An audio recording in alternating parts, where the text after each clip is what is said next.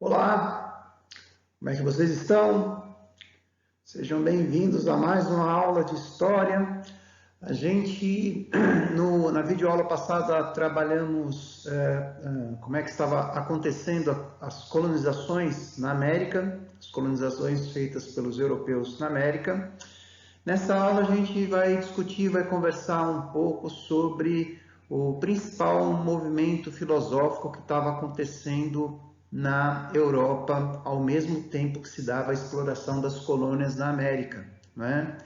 E por que é que vamos discutir um movimento filosófico na aula de história? Bom, os dois assuntos têm uma relação muito forte, muito grande entre um e outro, né? Mas fundamentalmente porque esse movimento, o movimento iluminista, foi um movimento que influenciou muitos acontecimentos importantes que tivemos, né, a partir do século 17 e 18 na Europa e no mundo. Ok? Então, vamos à aula.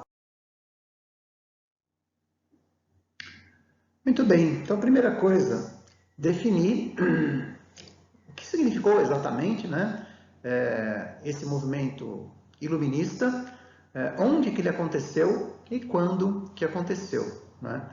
Então a gente vê aqui na imagem, né, as pessoas discutindo, orientando, né, algumas ouvindo, algumas falando, lendo.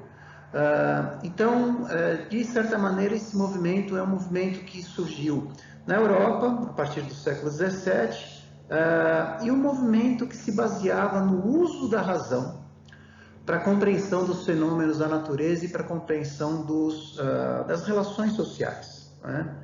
O uso da razão em detrimento da fé, uma vez que o pensamento religioso influenciava muito aqueles tempos, né? Justamente por conta disso é que esse movimento tem esse nome, né? Porque para esses filósofos, para esses pensadores, a razão seria uma espécie de luz que conduziria o indivíduo à felicidade, à perfeição, né? Daí a denominação iluminismo ou século das luzes. Então, um movimento baseado na razão, para o entendimento das relações, né, que surgiu na Europa a partir do século XVII.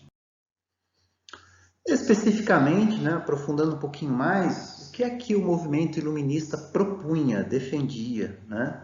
Então, a gente tem aqui, ao fundo da imagem, uma mulher sentada que representa a razão, repare, com uma espécie de uma tocha, iluminando e afastando as coisas que os iluministas consideravam nocivas para as relações humanas.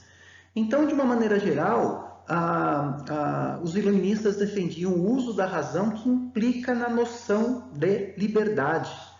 Por isso, então, só através da razão você conseguiria efetivamente a liberdade de expressão, o direito de falar o que você bem entende, a liberdade religiosa, escolher a religião que você entende e a liberdade de comércio. Os iluministas eram burgueses, né? A principal atividade da burguesia, o comércio, entre outras coisas. Então, eles basicamente defendiam essa concepção de liberdade, que o governo não interferisse na economia. E depois que você entendeu o que é que eles defendiam, vamos tentar compreender um pouco melhor as críticas, né? Efetivamente, o pensamento iluminista criticava quais instituições, né?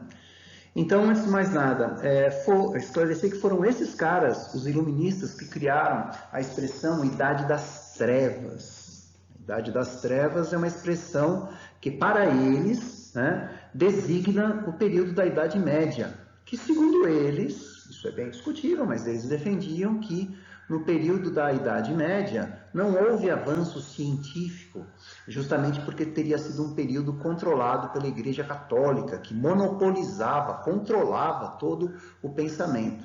Daí essa noção, para eles, de que a Idade Média teria sido a Idade das Trevas, né? Então, nos livros, nas obras que eles publicavam, né, nas conferências que eles faziam, eles criticavam, além da Igreja, criticavam muito as práticas mercantilistas, né? O que é isso? O mercantilismo era o modelo econômico que existia na época adotado pelos países absolutistas, né? Modelo econômico baseado na intervenção, né, do Estado, dos governos na economia. Eles também eram radicalmente contra os reis absolutistas, né? Um rei absolutista é um cara que manda, ordena, troca governadores ao seu bel prazer, muda as leis quando bem entende, né? Então, para a gente resumir, o que eles eram radicalmente contra? Eram contra os reis absolutistas, era contra esse monopólio da igreja e também eram contra os privilégios que a nobreza exercia durante o período do Antigo Regime, que foi um período do século XV ao século XVIII. E essa charge aqui ilustra bem isso, né? Um trabalhador, né, uma pessoa, né, que aqui a gente identifica como, né, representante dos trabalhadores, né, que na época na França especificamente era chamado de terceiro estado, carregando nas costas um membro do clero da igreja e um membro aqui que pelas roupas, o chapéu e tudo mais é um membro da nobreza. Então eles criticavam radicalmente também esse privilégio do clero e da nobreza acima, né, serem considerados classes sociais, né, acima da maioria dos trabalhadores, a maioria das pessoas que não pertenciam, né, ao clero ou à nobreza. E claro, né, para divulgar as ideias, né, já que naquela época não havia rede social, não havia internet, né, os meios de comunicação ainda eram livros e jornais. Então, eles divulgaram uma das principais, escreviam vários livros, mas uma das principais obras que sintetiza o pensamento iluminista é a chamada Enciclopédia, que foi escrita pelos iluministas Diderot e d'Alembert. Não era um livro pequeno, né, como a gente vê aqui, era um compêndio, né, que tinha 35 volumes, e a ideia principal da enciclopédia era resumir, né, todo o conhecimento humano científico produzido até então, né? Então, por exemplo, para saber por que as meninas menstruam, os meninos não, pesquisa na enciclopédia. Por que na Suécia a temperatura média é muito fria e na África do Sul a temperatura média é muito quente? Vai lá e pesquisa na enciclopédia. Então, no geral, a ideia dessa obra era resumir todo o pensamento, todo o conhecimento científico produzido até então, né? Vários e vários iluministas importantes, como por exemplo Rousseau, Montesquieu, desenvolveram verbetes, né? Escreveram verbetes para a enciclopédia. E vamos começar a tratar um pouquinho, conversar um pouquinho sobre os principais filósofos iluministas, né? Óbvio, eram dezenas. Aqui a gente vai falar de alguns poucos, mas que foram bem representativos do movimento iluminista, né? Queria falar primeiro dos filósofos do século XVII. O francês René Descartes, né? Talvez o principal filósofo do século XVII na França, filósofo iluminista, desenvolveu o chamado discurso, um livro, né, o Discurso do Método, onde ele tem como ideia central a tal da dúvida metódica, ou seja, você acreditar efetivamente em algo desde que seja comprovado racionalmente, né, que esse objeto de estudo, né, de fato ocorreu. Quer dizer, não acreditar em nada que seja metafísico, que não tenha comprovação, né, racional. Então, Descartes foi um dos primeiros considerados, um dos primeiros pensadores considerados iluministas por conta disso. Acreditar em algo que efetivamente existe comprovação racional, né? Um outro pensador bem importante foi o John Locke, o inglês John Locke, que também no século XVII desenvolveu ideias consideradas já iluministas, uma vez que ele defendia aquilo que é chamado de direito inalienável, que ninguém pode tirar, o direito à vida, o direito à liberdade, né? E ele já no século XVII defendia coisas como, por exemplo, a troca, né? A ideia do contrato, de que um povo, é lícito que um povo troque o seu governante, desde que esse governante não respeite esses direitos inalienáveis, né? Não é à toa que John Locke, é considerado o pai, né, o grande inspirador de uma das primeiras grandes revoluções burguesas, a Revolução Inglesa, que aconteceu no ano de 1688. O século XVIII já é um período considerado pelos estudiosos como o período do auge, né, em que mais se fomentou, mais se circulou as ideias iluministas pela Europa, né? Período em que nós vamos ter os principais nomes, né, do movimento, né, da corrente filosófica iluminista, né? Como, por exemplo, Voltaire, ardoroso defensor da liberdade de expressão, né? Esse cara aqui, o Montesquieu, é fundamental para vocês verem como ideias escritas lá atrás têm influência até os dias de hoje. Foi esse cara aqui que desenvolveu a ideia da divisão dos três poderes, né? O executivo, o judiciário, o legislativo, que existe hoje na maior parte dos países. Rousseau, que com seu livro Contrato Social, ele influenciou muito movimentos revolucionários burgueses, como por exemplo a Revolução Francesa.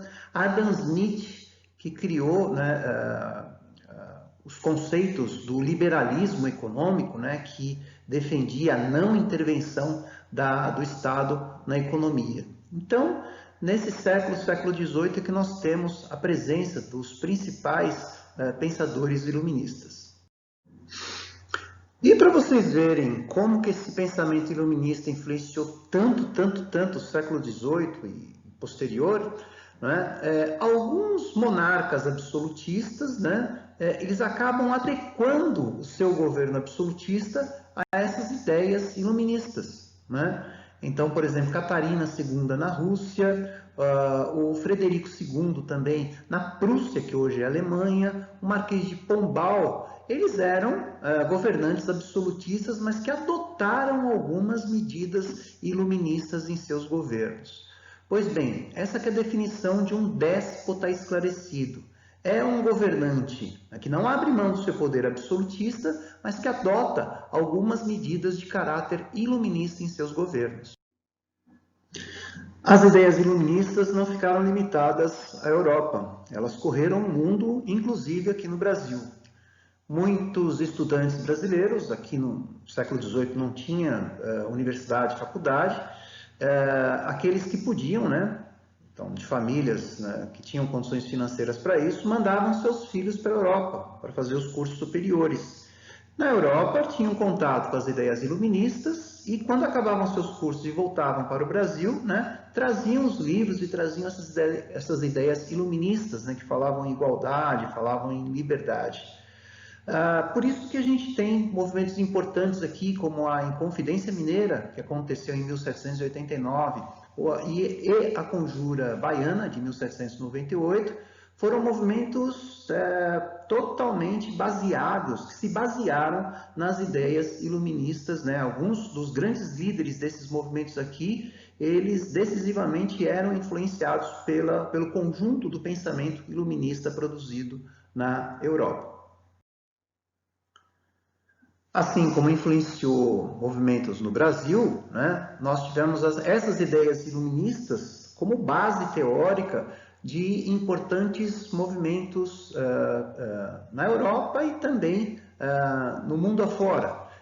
Aqui a gente vê a cena da Bastilha, prisão francesa, que é o símbolo da Revolução Francesa. As ideias iluministas, já comentamos, principalmente através de Rousseau, na sua fase mais radical, né? A Revolução Francesa, na sua fase mais radical, teve influência decisiva, né, das ideias iluministas, sobretudo de Rousseau. A independência dos Estados Unidos, em 1776, né, boa parte dos integrantes, dos líderes dessa independência, né, eram influenciados pelas ideias iluministas, e também a Revolução Inglesa, que foi a primeira revolução na Europa que tirou um rei absolutista no poder. Essa Revolução Inglesa também já comentamos que teve uma influência decisiva, principalmente de John Locke.